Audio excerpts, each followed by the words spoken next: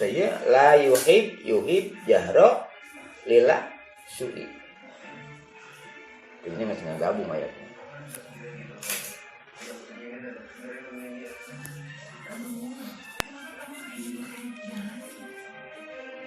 Minal qaul. Oleh karena itu siapapun di antara umat manusia jangan keluar dari koridor ketuhanan.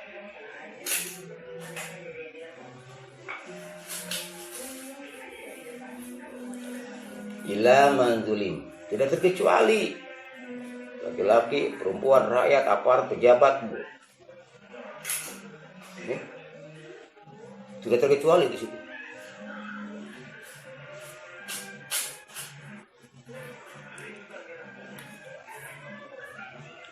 Manzulim, siapapun di antara kalian semuanya wajib menghindarkan diri dari sifat-sifat zalim, dari kelakuan kejam. Nasoro kejam kan loba. Tinggal ngehimpun bang sederajat yang kejam. La yuhibullahu jahra bisu'i minal qaul ila manzulim. Jangan sekali-kali kalian kehilangan rasa cinta terhadap sesama umat manusia, dan jangan sekali-kali kalian kehilangan rasa hormat kepada Tuhanmu.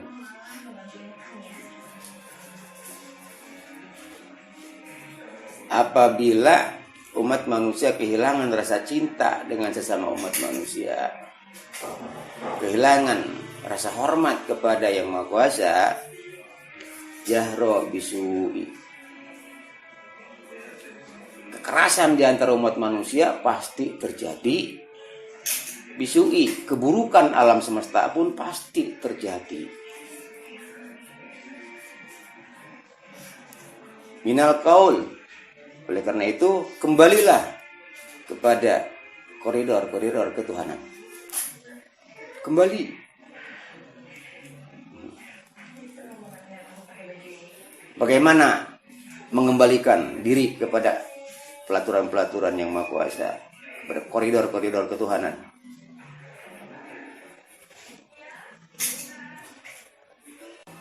Rasa cinta dengan sesama umat. Itu yang pertama, ini sesuai dengan ayat tadi. Tuhan. Rakyat, pemimpin negara, kepala-kepala dengan apa yang dinasihatkan oleh Rabbi Allah melalui Al-Quran, cuaca menjadi ekstrim, gunung-gunung berontak, tanah kemurkaan. Apapun yang namanya kecelakaan itu ada. Yang mengaku kitab sucinya Al-Quran itu sembrono di dalam mengartikan Al-Quran. Kaitannya dalam judul. Ada lagi nama Mansur, walaupun namanya menggunakan kalimat Al-Quran.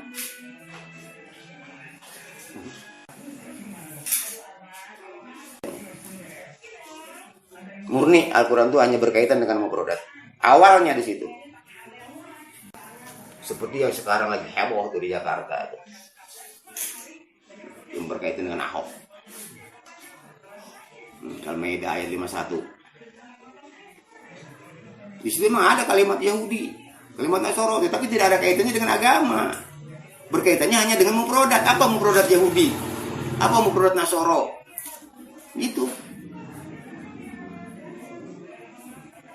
Ya ayyuhalladzina amanu la tattakhidul yahuda wan nasara awliya ba'duhum awliya'u ba'di. Itu kan ada di situ bahasa. Kalimat Nasoro, kalimat Yahudi.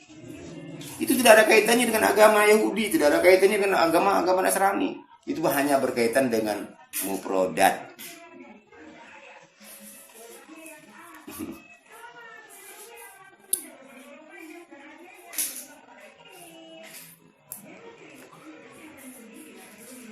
Mereka tidak sadar itu. Kalau Al-Quran dikaitkan ke sana, apalagi Arab, negeri Roma, itu tidak ada. Bani Israel, bangsa Israel itu tidak ada. Kita orang Indonesia nggak ada surat Indonesia.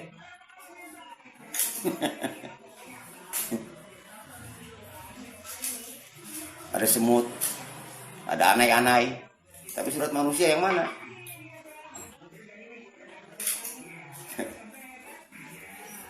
Ini semuanya wajib diklarifikasi untuk meredam gejolak emosional umat manusia yang fanatik terhadap agama tetapi tidak beraturan, emosional yang tinggi, ego yang tinggi.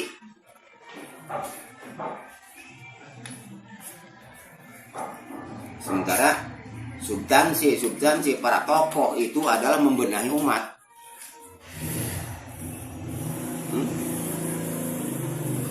Membenahi umat. Kalau seorang tokoh melihat adanya kaum, bangsa atau seseorang yang keliru dalam praktek hidup, itu bukan untuk dijadikan suatu perkara, tetapi dia punya kewajiban untuk membenahi. Kalau jadikan suatu perkara, itu tersesat semua.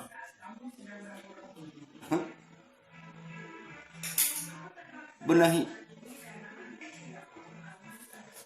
Pahami Al-Quran dengan benar.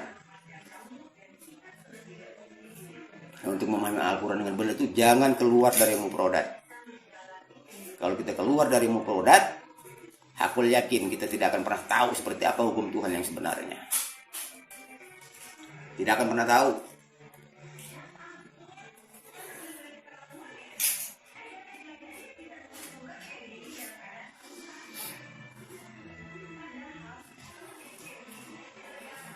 Semuanya diadakan para tokoh, ya, para pemimpin-pemimpin umat.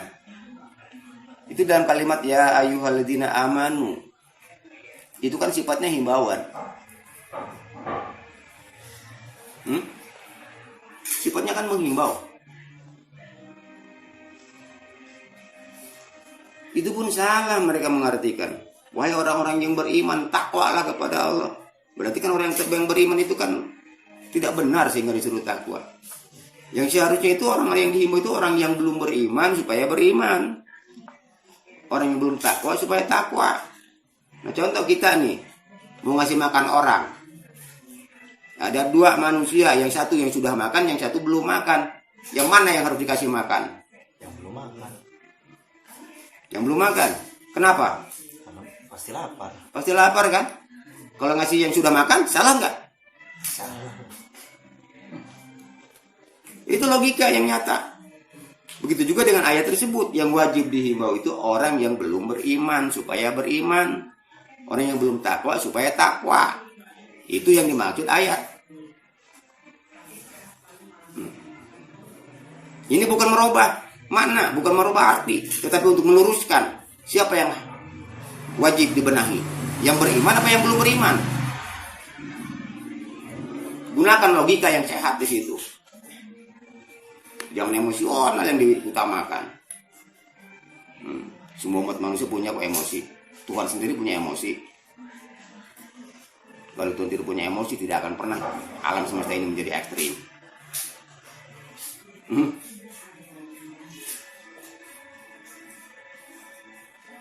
Gunakan logika yang sehat.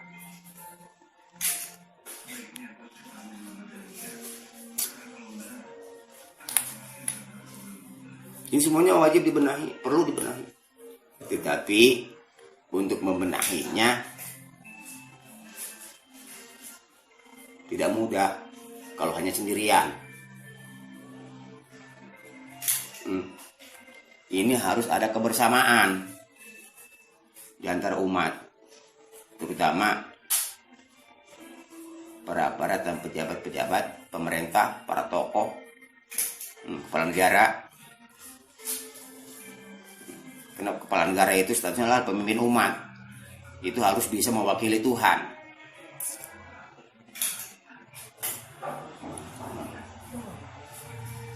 Itu di ayat yang sedang disibukkan sekarang.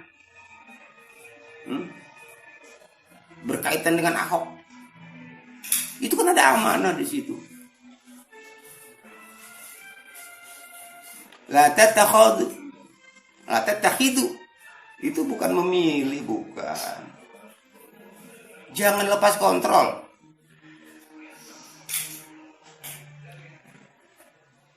Yahuda, jangan egois. Siapa? Para pemimpin tuh di situ, kan ada himbauannya.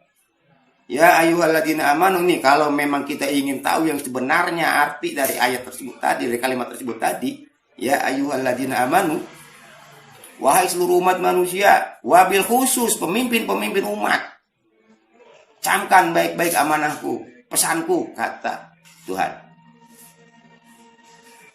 Apa amanahnya? La tattakhidul yahuda wan nasara. Jangan sekali-kali kalian menjadi pemimpin-pemimpin yang lepas kontrol. Dan jangan egois. Wan nasara, kalian wajib saling tolong-menolong dengan sesama umat. Ini sifatnya eksternal, antar negara tuh kalau pemimpin-pemimpin itu.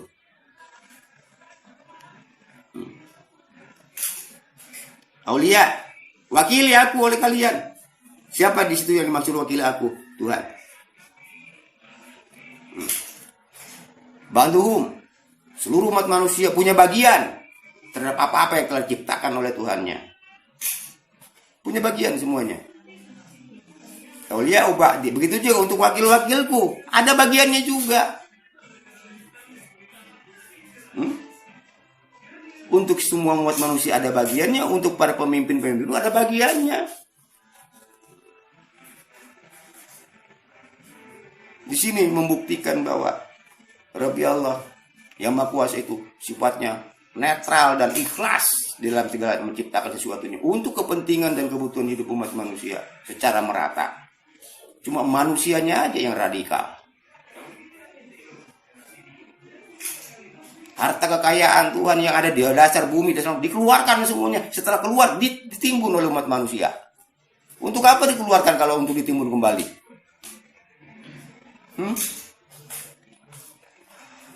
Dengan dalih ini kan kami yang mengelola. Kan ada dua sistem, alamiah dan ilmiah.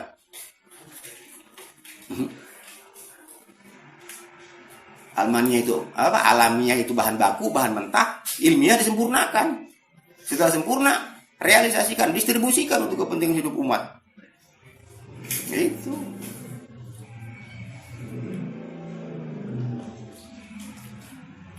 Ada suatu organisasi menyatakan, kalau memang kita mengeluarkan biaya untuk mengelola suatu proyek, silakan ambil. Berapa yang kita keluarkan biaya di situ? Setelah kita modal dasar kita kembali, bebaskan untuk umat. Nah itu habis setuju itu di situ.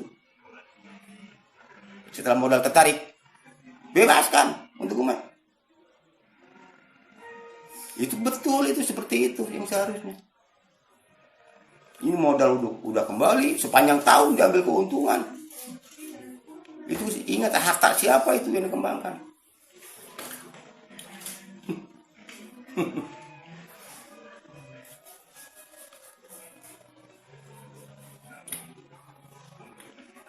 Skalanya begini. Satu orang saja nih menyimpan atau menimbun harta 1 juta saja. Itu udah 10 kepala keluarga yang disengsarakan sama dia. Kena minimal 100.000 per kepala keluarga. Itu 1 juta itu disimpan tuh. Dibekukan, ditimbun. Minimal 10 kepala keluarga sudah disengsarakan sama dia. Apalagi sampai triliunan, miliaran triliunan, itu berapa juta umat manusia, kepala keluarga yang disengsarakan oleh mereka. Sementara dari Tuhan, dari dasar bumi, dari dasar laut, semuanya dikeluarkan untuk menopang hidup seluruh umat manusia. Tapi kenapa setelah keluar ditimbun kembali oleh umat manusia? Itu sudah keluar dari koridor-koridor ketuhanan.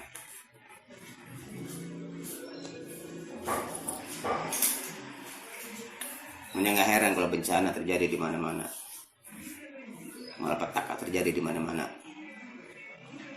Garis besarnya kan azab gitu. Garis besarnya azab itu.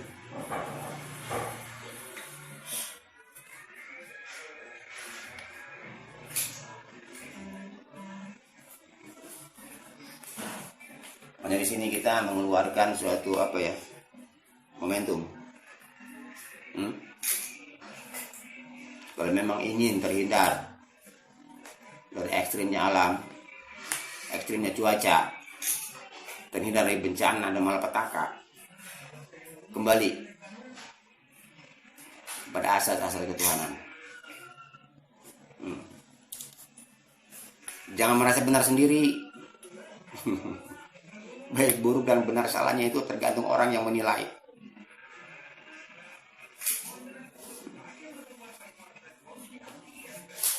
Walaupun kita punya jabatan tinggi, punya status tinggi, orang lain yang menilai baik buruknya.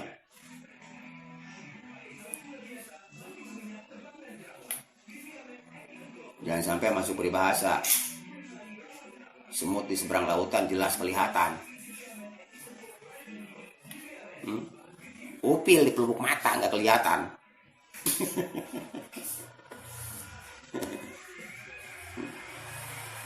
Itu maksudnya kalau kita melihat kekeliruan orang itu kan sangat gampang. Menilai orang itu sangat gampang. Tapi menilai keadaan diri pribadi gelap. Makanya lebih baik kita introspeksi diri daripada menilai orang lain.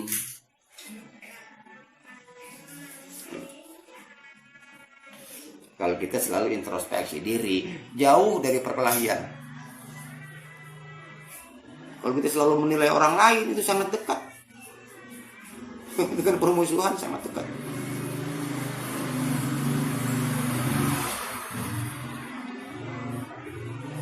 Jadikanlah semua hamba-hamba Allah itu dengan kalian saudara, seperti saudara sekandung. Karena memang pada dasarnya kita ini tidak ada orang lain, semuanya saudara, keturunan Adam dan Hawa, berasal dari sumber yang sama. Kenapa harus bermusuhan? Semua para tokoh-tokoh agama Islam kan tahu, wailul likulli humajatil lumajah. Celakalah bagi setiap umat manusia yang suka mencela-cela orang lain. Itu mencela saja sudah diponis celaka. Bisa menerangkan orang lain. Ya lihat aja Lilin tuh. Bisa ngasih penerangan kepada orang lain, dirinya habis terbakar. Kan mengerikan.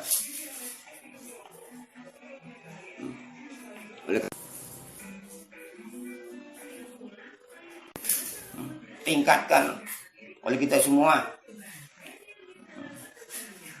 Ghairil maghdubi alaihim waladhdallin.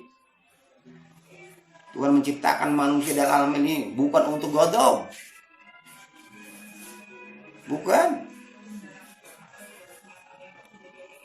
Ghairil maghdubi alaihim waladhdallin. Bukan dendam yang harus diutamakan.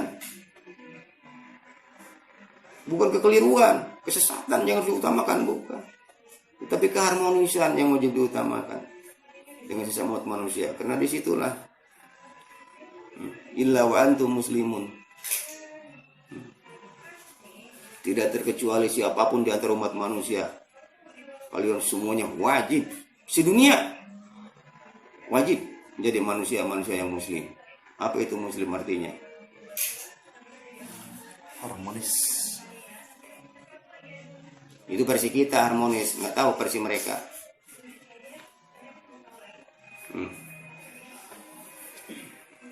Ya. Illa wa antum muslimun. Tidak terkecuali aparat, pejabat, rakyat, laki-laki, perempuan, sedunia manusia, kalian semua wajib harmonis dalam kehidupan sehari-hari. Itu amanah Tuhan yang dimandahkan kepada kita secara umum, khususnya kepada para tokoh, para pemimpin-pemimpin umat.